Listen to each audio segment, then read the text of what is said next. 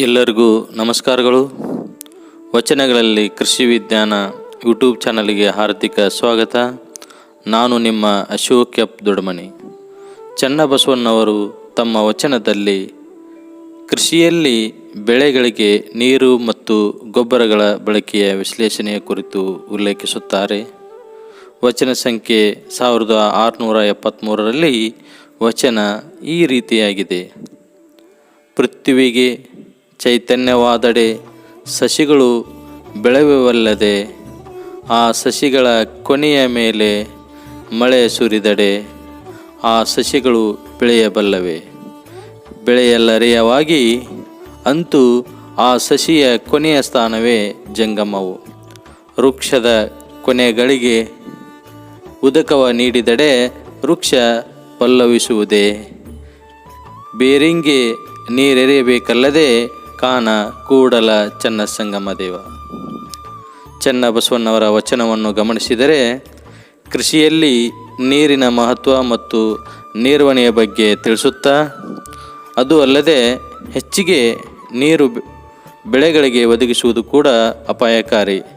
ಹೀಗಾಗಿ ಹೆಚ್ಚಾದ ನೀರು ಹರಿದು ಹೋಗಲು ದಾರಿ ಮಾಡಿ ಆ ನೀರನ್ನು ಸಣ್ಣ ಕೆರೆಯಲ್ಲಿ ಶೇಖರಿಸಿಟ್ಟುಕೊಂಡು ಬೆಳೆಗಳಿಗೆ ಸಂದಿಗ್ಧ ಹಂತದಲ್ಲಿ ಜೀವ ಸಂರಕ್ಷಣಾ ನೀರಾವರಿಯಾಗಿ ಬಳಸಬಹುದು. ಹೀಗೆ ಮಾಡಿ ಕೃಷಿಕ ನೆಮ್ಮದಿಯಿಂದ ಅರಸನಂತೆ ಬಾಳಬಹುದೆಂದು ಹೇಳುತ್ತಾರೆ. ಕರ್ನಾಟಕ ಸರ್ಕಾರವು ಇತ್ತೀಚಿನ ವರ್ಷಗಳಲ್ಲಿ ಕೃಷಿ ಭಾಗ್ಯ ಯೋಜನೆಯನ್ನು ಅನುಷ್ಠಾನಗೊಳಿಸಿ ಮಣ್ಣು ಮತ್ತು ನೀರಿನ ಸಂರಕ್ಷಣೆಗೆ ಮಹತ್ವ ಕೊಟ್ಟಿರುವ ಹಿನ್ನೆಲೆಯಲ್ಲಿ ಈ ವಚನವು ಇನ್ನೂ ಹೆಚ್ಚು ಅರ್ಥಗರ್ಭಿತವೆನಿಸುತ್ತದೆ. ನೀರು ಜೀವಜಲ, ಸಕಲ ಪ್ರಾಣಿ ಪಕ್ಷಿಗಳ ಮೂಲಾಧಾರ. ಯಾವುದೇ ಜೀವಿಯ ಪ್ರಮುಖ ಅಗತ್ಯಗಳಲ್ಲಿ ನೀರಿಗೆ ಗಾಳಿಯ ನಂತರದ ಸ್ಥಾನ. ಇತಿಹಾಸವನ್ನು ನೋಡಿದಾಗ ನಾಗರಿಕತೆಗಳು ನೀರಿನ ಮೂಲಗಳಲ್ಲಿರುವಲ್ಲಿಯೇ ಸ್ಥಾಪಿತವಾಗಿರುವುದನ್ನು ಕಾಣುತ್ತೇವೆ. ಯಾವುದೇ ಜೀವಿಯ ಆಹಾರವಿಲ್ಲದೆ ಕೆಲ ದಿನಗಳ ಕಾಲ ಜೀವಿಸಬಹುದು, ಆದರೆ ನೀರು ಮಾತ್ರ ಬೇಕೇ ಬೇಕು. ಈ ಭೂಮಿಯು ಮುಕ್ಕಾಲು ಭಾಗ ನೀರಿನಿಂದ ಆವೃತವಾಗಿದ್ದರೂ ಅದರಲ್ಲಿ ಕೇವಲ 2% ಮಾತ್ರ ಬಳಸಲು ಯೋಗ್ಯವಾಗಿರುವುದು. ವಿಜ್ಞಾನದ ತಿಳುವಳಿಕೆಯ ಪ್ರಕಾರ ಭೂಗೋಳದಲ್ಲಿ ಜೀವಿ ಮೊದಲು ಹುಟ್ಟಿದ್ದು ನೀರಿನಲ್ಲಿ. ಅದರಂತೆ ಯಾವುದೇ ಬೆಳೆಗೆ ತನ್ನ ಜೀವನ ಚಕ್ರ ಪೂರೈಸಲು ಸರಿಯಾದ ಪ್ರಮಾಣದಲ್ಲಿ ನೀರು ದೊರಕಬೇಕು. ಕೃಷಿ ವಿಜ್ಞಾನದಲ್ಲಿ ಸಂಶೋಧನೆಗಳಿಂದ ಬೆಳೆಗಳಿಗೆ ನೀರಿನ ಅವಶ್ಯಕತೆಯ ಸಂದಿಗ್ಧ ಹಂತಗಳನ್ನು ಗುರುತಿಸಲಾಗಿದೆ. ಉದಾಹರಣೆಗೆ ಬೇರು ಹಬ್ಬುವ ಹಂತ, ಕವಲೊಡೆಯುವ ಹಂತ, ಕಾಳು ಕಟ್ಟುವ ಹಂತ ಇತ್ಯಾದಿ. ಇಂತಹ ಸಂದಿಗ್ಧ ಹಂತಗಳಲ್ಲಿ ಬೆಳೆಗಳಿಗೆ ನೀರು ದೊರಕದೆ ಹೋದಾಗ ಇಳುವರಿಯು ಕುಂಠಿತವಾಗುವುದು. ಸ್ವತಃ ಒಕ್ಕಲಿಗರಾಗಿದ್ದ ವಚನಕಾರ ತಮ್ಮ ಅನುಭವಗಳಿಂದ ಬೆಳೆಗಳಿಗೆ ನೀರುಣಿಸುವ ರೂಪಕವನ್ನಿಟ್ಟುಕೊಂಡು ಒಕ್ಕಲಿಗರಾದ ಮುದ್ದಣ್ಣವರು ಅರಿವು, ಆಚಾರದಂಥ ಗಹನವಾದ ಜೀವನ ವಿಧಾನದ ಬಗ್ಗೆ ಹೇಳಲು ಯತ್ನಿಸುತ್ತಾರೆ. ನೀರು ಮತ್ತು ಗೊಬ್ಬರವನ್ನು ಸರಿಯಾದ ಸಮಯದಲ್ಲಿ ಭೂಮಿಗೆ ನೀಡಿದಾಗ ಮಾತ್ರ ಬೆಳೆಗಳು ಚೆನ್ನಾಗಿ ಬೆಳೆಯುವವು. ಅದನ್ನು ಬಿಟ್ಟು ಗಿಡದ ಮೇಲೆ ಗೊಬ್ಬರ ಮತ್ತು ನೀರು ನೀಡಿದರೆ ಹೆಚ್ಚು ಪ್ರಯೋಜನವಿಲ್ಲ ಎಂದು ವಿವರಿಸುತ್ತಾರೆ ವಚನಕಾರ ಚನ್ನಬಸವಣ್ಣವರು.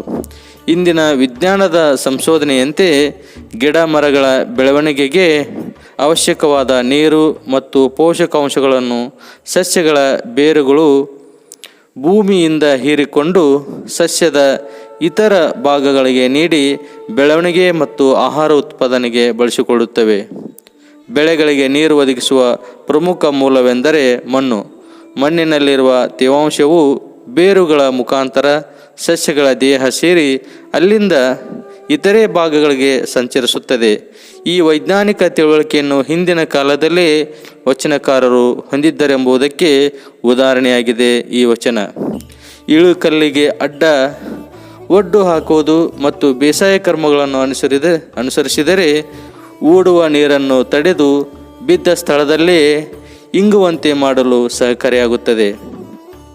ಹೆಚ್ಚಾದ ನೀರನ್ನು ಹೂಳುಗಟ್ಟಿ ಮೂಲಕ ಹೊರಗೆ ಹಾಕಬೇಕು. ಇಲ್ಲದೆ ಹೋದರೆ ನೀರಿನ ಜೊತೆ ಫಲವತ್ತಾದ ಮಣ್ಣು ಸಹ ಕೊಚ್ಚಿಕೊಂಡು ಹೋಗುತ್ತದೆ. ಇನ್ನು ಮಾರ್ಮಿಕವಾಗಿ ಹೇಳುವುದಾದರೆ ರೈತನೇ ಮ್ಯಾನೇಜರ್, ಹೊಲವೇ ಬ್ಯಾಂಕ್, ಒಡ್ಡುಗಳೇ ಲಾಕರ್ಗಳು, ಒಡ್ಡುಗಳಲ್ಲಿ ನಿಂತ ನೀರೇ ದುಡ್ಡು. ಹೊಲಕ್ಕೆ ಒಡ್ಡುಗಳು ಅತಿ ಅವಶ್ಯಕ. ಒಡ್ಡಿಲ್ಲದೆ ಭೂಮಿಗೆ ಗೊಡ್ಡೆಮ್ಮೆಗೆ ಸಮ. ಈ ಮೇಲಿನ ವಚನದಲ್ಲಿ ಎರಿ ಮಣ್ಣಿಗೆ ಒಡ್ಡುಗಳನ್ನು ಹಾಕಿ ನೀರನ್ನು ತಡೆದು ಭೂಮಿಯನ್ನು ಸಮ ಮಾಡಿಕೊಳ್ಳುವ ವಿಧಾನವನ್ನು ತಿಳಿಸುತ್ತಾ ಸರಿಯಾದ ಪ್ರಮಾಣದ ನೀರೋಧಿಸುವಿಕೆಯನ್ನು ಒತ್ತಿ ಹೇಳುತ್ತಾರೆ. ಇಳಿಜಾರಿಗೆ ಅಡ್ಡಲಾಗಿ ನಿರ್ಮಿಸಲಾಗಿ ಒಡ್ಡುಗಳಿಂದಾಗಿ ಮಣ್ಣು ಸವಕಳಿ ಮತ್ತು ಮಣ್ಣಿನ ನಷ್ಟ ಪರಿಣಾಮಕಾರಿಯಾಗಿ ಕಡಿಮೆಯಾಗಿದೆ. ಇದರ ಜೊತೆಗೆ ಮಣ್ಣಿನ ಫಲವತ್ತತೆ ಸುಧಾರಿಸಿದೆ. ಹೀಗಾಗಿ ಬೆಳೆಗಳಲ್ಲಿ ಇಳುವರಿಯೂ ಹೆಚ್ಚಿದೆ. ಈ ವಿಡಿಯೋ ನಿಮಗೆ ಇಷ್ಟವಾಗಿದ್ದರೆ ಲೈಕ್ ಮಾಡಿ, ಕಮೆಂಟ್ಸ್ ಹಾಕಿ ಹಾಗೂ ರೈತರಿಗೆ ಶೇರ್ ಮಾಡಿ. ನಮ್ಮ ಚಾನಲ್ ವಚನಗಳಲ್ಲಿ ಕೃಷಿ ವಿಜ್ಞಾನ ಸಬ್ಸ್ಕ್ರೈಬ್ ಮಾಡಿಕೊಳ್ಳಿ. ಮುಂದೆ ಮತ್ತೊಂದು ಕೃಷಿ ವಚನದೊಂದಿಗೆ ಮತ್ತೆ ಬರುತ್ತೇನೆ. ಧನ್ಯವಾದಗಳೊಂದಿಗೆ ಎಲ್ಲರಿಗೂ ನಮಸ್ಕಾರಗಳು.